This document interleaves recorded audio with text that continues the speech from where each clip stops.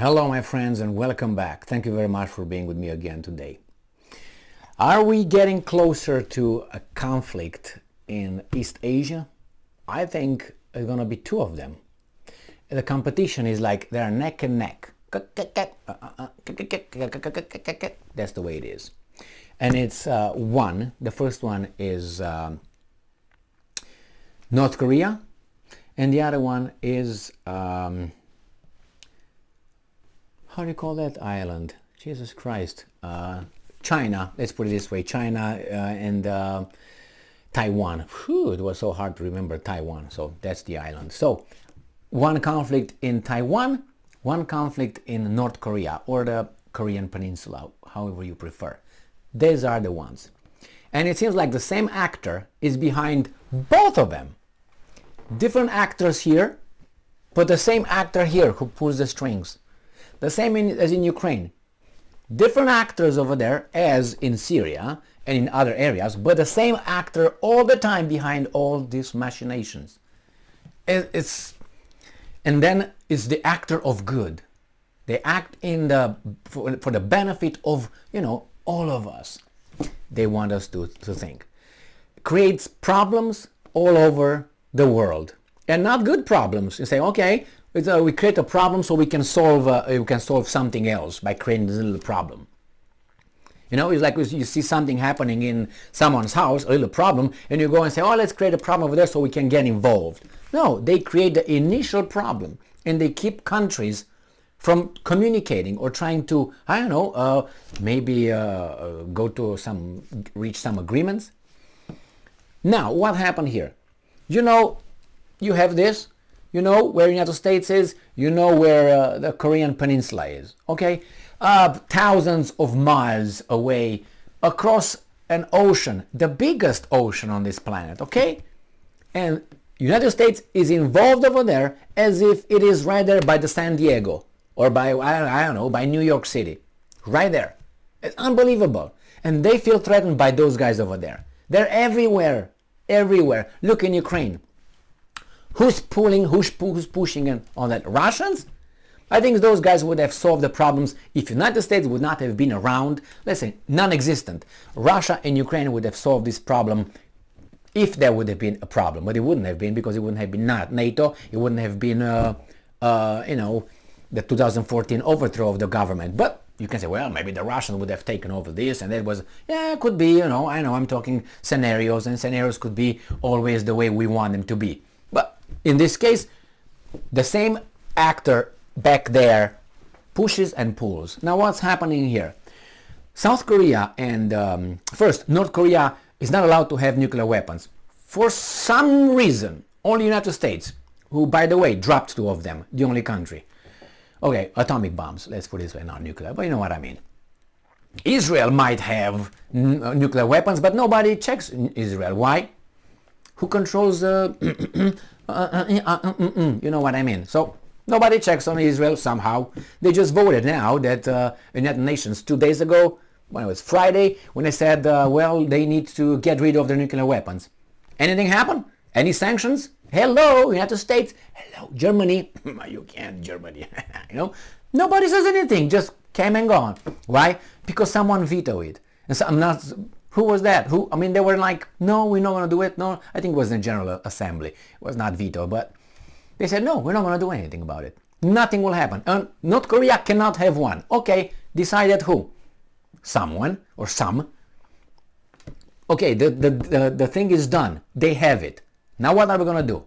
They're not going to be in between. They say, no, you got to get rid of it. Otherwise, we're going to destroy you. Economically, that means it's genocide. Economic genocide, you're going to be starving your nation. Why? Because we impose sanctions on you and we punch everybody in the teeth if anybody tries to do business with you. How is that? Economic genocide. You call it differently?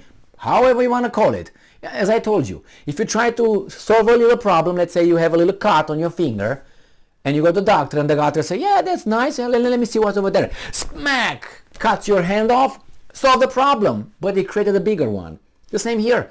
Oh, you gotta get rid of your nuclear weapons right here. We're gonna starve your people.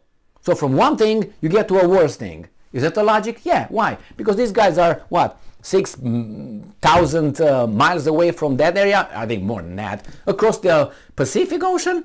Yeah. If those guys get in trouble and they blow up shit, where is that gonna blow up? In peninsula over there, China, South Korea, North Korea, Japan, far away from us. We're cool. We're good, like right now in Ukraine. So let's see what these guys are doing. They are launching to say, hey, guys, back off. Because United States and South Korea have some joint military exercises right now by the coast of North Korea. These guys feel threatened. They don't know if these guys is it real or is it just a training. Training to do what? Exactly. Attack me. So they fire missiles and said, you know what? We are ready. So escalation. The same as Russia. Russia said, don't bring NATO close to us. We're going to kick back. We're going to punch back. We're going to scratch back. We're going to spit you guys. They brought it close. And this is what happened over there. It's the same thing here. The same thing with Taiwan. The same. Escalation. The same guys behind. The same guys who keep the balance for the good. I don't buy that. Look at the past 20 some years, okay, and see how the force of good intervened in countries. Yugoslavia, Syria were still there illegally on a sovereign country's territory, sucking their oil. Go to Libya, go to Iraq, go to Afghanistan. All these countries were by the force of good. We're gonna bring freedom and democracy. Yeah, give me the beat. That's how was the attitude here. Yes, that's what it was. Anyway, let's move on. This article comes from Al Mayadeen. Democratic People's Republic of Korea, DPRK, fires 10 missiles towards Sea of Japan, Yellow Sea. Since the beginning of the year, the DPRK has conducted 29 missile launches. How many did they conduct with Trump? Okay, the DPRK fired at least 10 missiles toward the Sea of Japan and the Yellow Sea on Wednesday, according to a press statement by today. Is Wednesday. I was like, last week, what the hell? According to a press statement by the South Korean Joint Chiefs of Staff. Other details haven't been disclosed. An earlier report said that North Korea fired at least 3 missiles. One of them was flying towards South Korea's Ulendo Island, falling into the sea 57 kilometers east of Sokcho, a South Korean city. As for the South Korean response, South Korea's Air Force fired 3 air-to-surface missiles into international waters from the northern part of Northern Limit Line, NLL, with a DPRK, responding to Pyongyang's missile launches. Good, you're going to fight brothers with brothers. For whom? The same, Ukrainians and Russians, cousins, brothers, fight. For whom? The guys in China and Taiwan, brothers with brothers, will fight. For whom? For freedom. Anyway, so the DPRK's missiles were fired after warning against Washington and Seoul's joint drills. So they say, don't do it. We're going to do it. What are you going to do about it? We dare you, dare you, dare you. We dare you. The same thing that happened in Ukraine. We dare you, Russia. Do it. Do it. You're already late. You're late. The same here. Hey, mother of us. You're late. Start it. And we're going to start it. So this is what these guys are doing it. And then we have here another little article talking about some more statements. It says, North Korea warns US of powerful response to allied drills. What is that? And this is from October 31st. They launched again missiles. Where are we heading to? And don't you see that is the guy saying some far away from all these things, is just manipulating things here? I mean, however you want to call it, well, that we need to defend our allies. That's the dogma. But do we really do that? I mean, not we, because they try to include all of us like we are one and we are... No, we're not we. You. Because it doesn't mean that we all agree with you. No. Well, you're going to smack us over our faces and mouths if we have a different opinion. I know that one, or assessment about the situation.